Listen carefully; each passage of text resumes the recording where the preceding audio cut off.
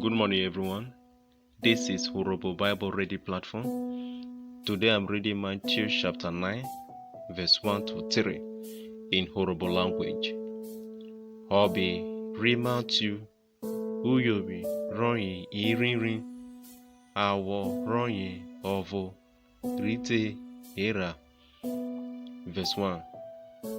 Rowo ro evure oko Oda Samu Po abo rive raro orere re oboroyin.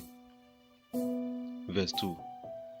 Edemu okwo ovo rogbo ma brore o shebere ekwa rije subomre esegbuyota ranyi oda take oru gbo mana omome je omanwe sasa ave imwemunwe gowo uwe.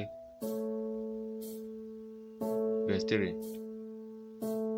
Evove isi ebina datake omuma re anyine okwunana ta otare egwa. Thank you.